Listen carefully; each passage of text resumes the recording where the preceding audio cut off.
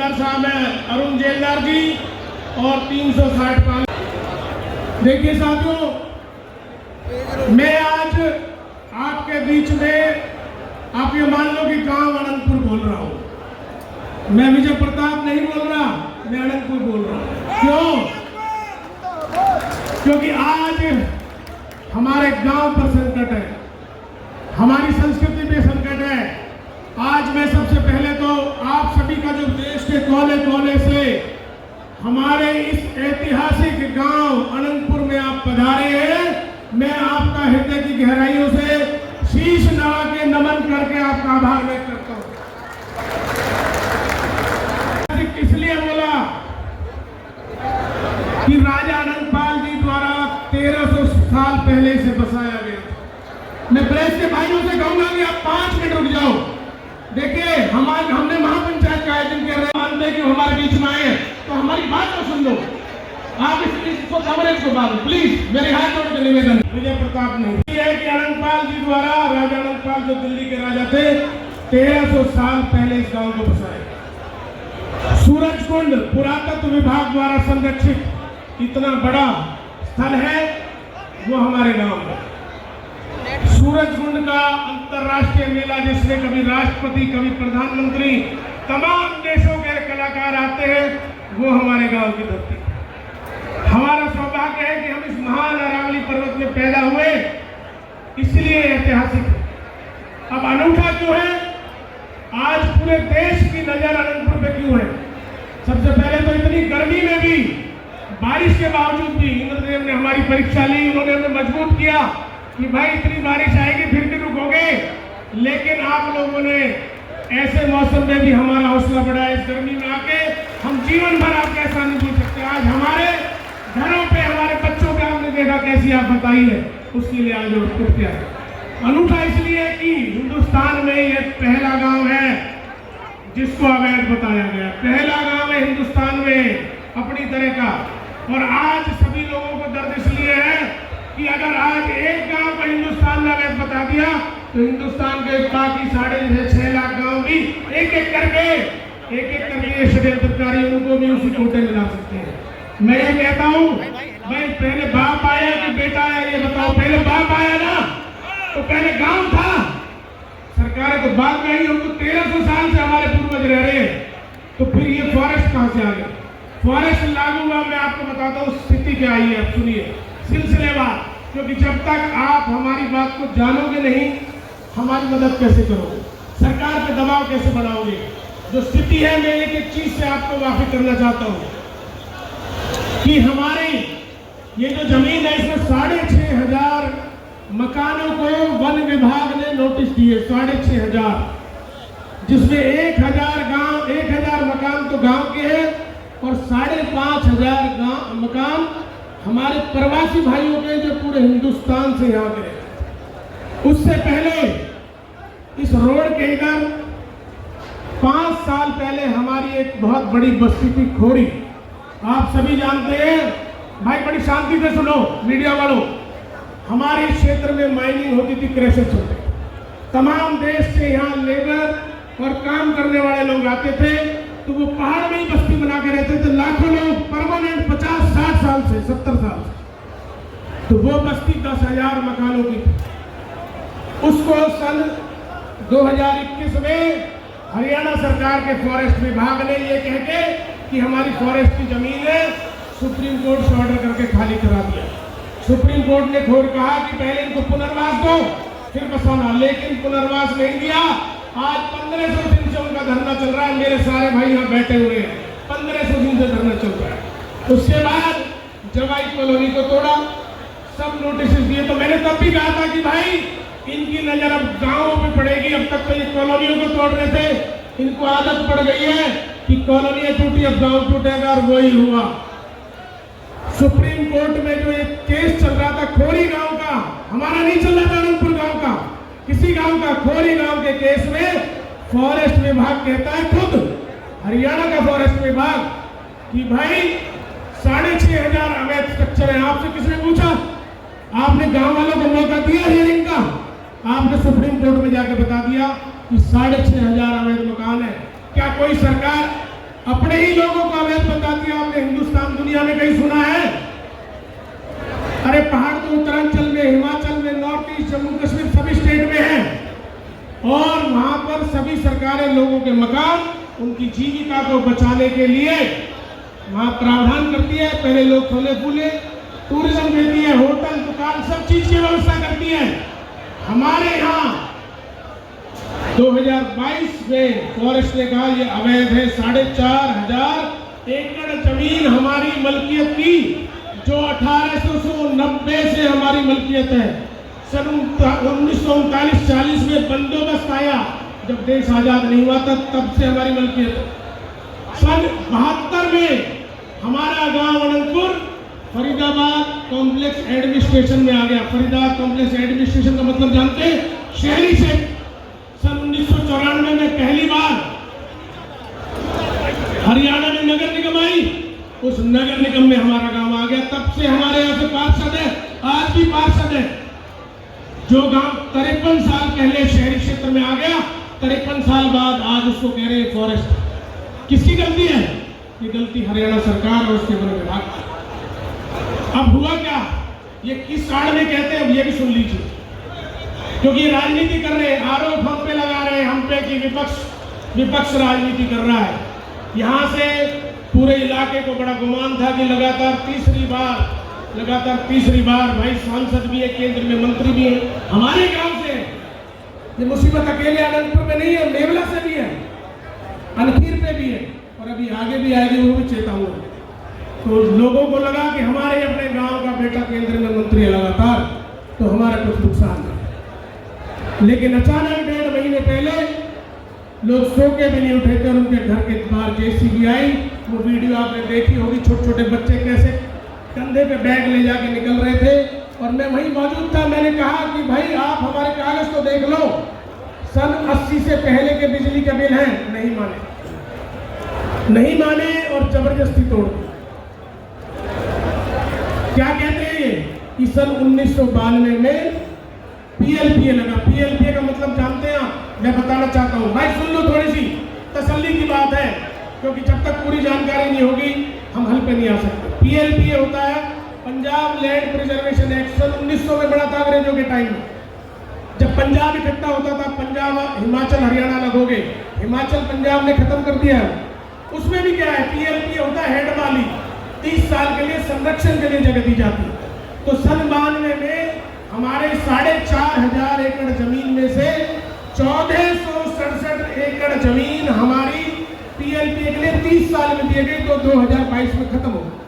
तो हम यही तो कह रहे हैं कि 1467 पीएलपीए में दी, उस पीएलपीए को सुप्रीम कोर्ट ने कह दिया कि भाई जो पीएलपीए है अब इसको फॉरेस्ट करो। तो कितनी जमीन होनी चाहिए पीएलपीए में? 1467। तो बाकी 3,000 एकड़ हमारी है, 20,000 की हमारी आबादी है। कहाँ रहेंगे और क्या खाएंगे हम, ये तो बता दो। आज कह रहे हैं वो कि विपक्ष की दुकान में सौदा नहीं है, इसलिए अपनी दुकान खोलना चाह रहे हैं विपक्ष। मैं तो कह रहा हूं विपक्ष की दुकान में सौदा होता ही क्या है विरोध के अलावा, अपनी मांग उठाने के अलावा? यही तो कर रहे हैं हम। आप कहो तो ये भी बंद करें क्या? हमारी आवाज भी आपको सौदा लग रहा है, और हम तो कह रहे हैं सौदा तो सरकार की दुकान में होता है ना। हम भी मांग रहे हैं भाई तुम्हारी दुकान में जो सौदा है वही तो मांग रहे हैं हम, कि तुम्हारी दुकान में सौदा है आज कि सरकार संविधान के सेक्शन 213 के तहत, संविधान भी बता देता हूं, नहीं पता तो ट्यूशन ले लो। संविधान कॉन्स्टिट्यूशन ऑफ इंडिया के सेक्शन 213 के तहत सरकार, राज्य सरकार को यह अधिकार है वो ऑर्डिनेंस लाए, और ऑर्डिनेंस लाकर उसको सुधारे अपनी भूल कि भाई अब हाउस नहीं चल रहा, हम ऑर्डिनेंस ला रहे हैं, टेम्परेरी ऑर्डर करे। सबसे पहले तो ये रोकथाम करे तोड़ फोड़ के, उसके बाद ये कहे कि भाई ये वन विभाग में जो जमीन दी गई है ये गलत दी गई। हमारे जो वन विभाग के कर्मचारी हरियाणा के, आप देखिए लाखों लोगों को चीफ मिनिस्टर ने, चौधरी भूपेंद्र सिंह हुड्डा सीएम थे 13 में, चौधरी महेंद्र प्रताप जी मेरे पिताजी मंत्री थे, हमने कॉलोनी पास कर रखी है सन 2014 में, तो मुख्यमंत्री बनाए फॉरेस्ट ऑफिसर। उनके ऑर्डर पे अब सन 2022 में फॉरेस्टर कह रहा है कि मैं एफिडेविट देता हूं ये फॉरेस्ट कीकर लगी हुई है। और भाई फॉरेस्ट को आज दिल्ली के सभी मंत्रियों की कोठी में भी पे। तो भाई मेरी बात सुनो,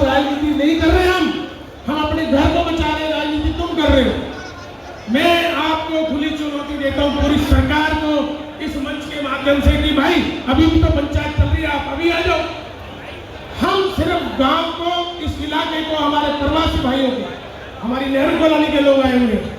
50,000 की आबादी है उस नेहरू कॉलोनी की, रिहेबिलिटेशन की जमीन पे बसी हुई है। सरकार की पॉलिसी है कि जो आदमी 30 साल से बस रहा है उसे वही पट्टे दे दिए जाएं। चौधरी भूपेंद्र सिंह हुड्डा मुख्यमंत्री थे, चौधरी महेंद्र प्रताप जी मेरे पिताजी मंत्री थे, उस समय अवतार पटाना जी MP थे। यहाँ हमने, हमारी सरकार ने तब Gandhi colony, Indira Gandhi colony 5 number में, फ्रंटियर कॉलोनी, ऐसे पट्टे अलॉट किए। जब हमने किए तो आप क्यों नहीं कर सकते? हम कह रहे हैं उस आबादी को क्यों उजाड़ रहे हो? जब मजदूरों की जरूरत थी तब तो आपने लोगों को बसा लिया। आज आपको उनकी जमीनें दिख रही है, उस पर कब्जा करना है, तो आज उस गरीबों को हटाना चाहते हो। यही तो मकसद है आपका? ये बताइए मुझे। आज ये टीन शेड देख रहे हैं कि बिल्डरों की जमीनें 2-2 लाख रुपए गज में बेच रहे हैं। क्या हमारे दिल में दर्द नहीं है? हम चाहते खुशी है, 2 लाख में कमाई खाए, ये फ्लैट भी करें 10-10 करोड़ के, लेकिन हमारी मिल्कियत छीन ली जाए ये नहीं चाहते। हमें जो लगता है, मेरी बात सुनिए, मैं अभी कह रहा हूँ, सरकार अगर ये कहती है हम राजनीति करें, हम नहीं करते। ये 36 बिरादरी की पंचायत है, सारे समाज, सारे देश से लोग आए हैं, सभी दल के आए। हमने बीजेपी वाले को बुलाए, वो नहीं है, वो अब भी आना चाहते हैं, केंद्रीय मंत्री आना चाहते हैं, तो उनका स्वागत है। मैं एक ही चीज कहूंगा कि भाई आज आपकी दुकान में, आप कह रहे हो ताकत, तो आपकी दुकान में क्या सामान है? आप दिखा नहीं रहे 1.5-2 महीने से। मैं बताता हूँ आपके पास क्या सामान है और कुछ सामान है। आपके पास जो सामान है वो इस जनता का भी ताकत है, तो इसके लिए इस्तेमाल नहीं करते उसे।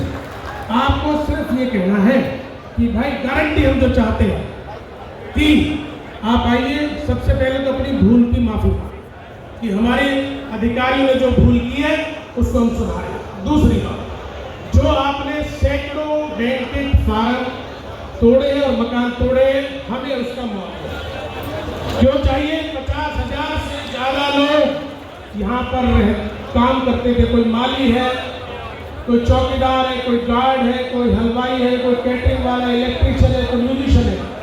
और गांव के लोगों ने वो जमीन पट्टे पे किसको दे रखी थी, ये बताता हूँ। जो ये एक बिरादरी का आंदोलन बता रहे हैं, एक बिरादरी का नहीं है, ये 36 बिरादरी का नुकसान है। किसको दे रखी थी ये जमीन? सबसे ज्यादा जो जमीन पट्टे पे बैंक और फार्म हाउस को दे रखी थी, जहां बहुत सस्ते रेटों में लोगों की शादी है। रोज तो मंत्री यही मिलते मुझे शादियों में, 25 साल से देख रहा हूँ। जब हमारी सरकार थी तब भी यही थे, अब इनकी सरकार है तो अब भी यही आ रहे हैं। तो किसको दे रखी थी? सबसे ज्यादा हमारे जो पंजाबी भाई हैं और जो हमारे बढ़िया भाई हैं, उन्होंने पट्टे पे ले रखी थी लोन ले लेके। तो सन 47 में जब गदर हुआ, सुनो, हमारे पंजाबी भाई जब आए तो किसने बचाया? पंडित जवाहरलाल नेहरू ने कम से कम 10,000 से भी ज्यादा परिवारों को नुकसान इस तोड़फोड़ से तुमने दिया। असली पार्टीशन तो तुमने उस बिरादरी का किया। तो ये एक बिरादरी की बात नहीं है, सभी बिरादरी के लिए मैं कह रहा हूँ। तो आप यहाँ आइए, आप मुआवजा दीजिए। दूसरी बात, आप ये कहिए वन विभाग ने जो 4,500 एकड़ भूमि गलत एफिडेविट देके सुप्रीम कोर्ट में कराई है, उसको आप सुधारेंगे। वो 1467 एकड़ है। हम 1467 एकड़ की बजाय, हमारे माननीय अध्यक्ष जी बैठे हैं, चौधरी अतर सिंह नेताजी, मेरी बात सुनिए अध्यक्ष जी। 1890 की है, अंग्रेजों के टाइम का बंदोबस्त है। हमारे 5 गांव पहाड़ में, फरीदाबाद में ऐसे हैं, अनंतपुर, मेवला, अनखीर, कोट और मंग, जो आजादी से पहले के बंदोबस्त में पहाड़ी जो हमारी है वो हमारी अपनी मलकियत है। पहले पशुपालन से गुजर बसर था, उसके बाद माइनिंग से गुजर, इन 5 गाँव। बाकी गाँवों की हमारी पंचायतें हैं। तो मैं अध्यक्ष जी से इजाजत लेके कहता हूँ कि 1467 एकड़ हमने PLPA में दी थी।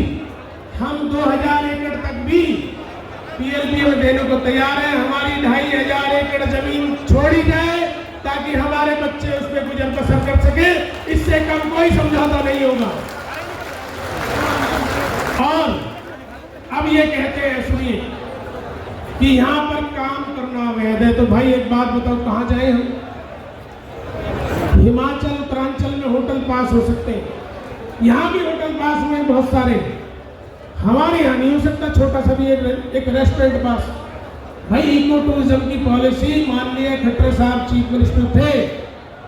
खट्टर साहब, आप भी बड़े गौर से सुनना, खट्टर साहब चीफ मिनिस्टर थे, उन्होंने यहाँ इको टूरिज्म की पॉलिसी अप्लाई की।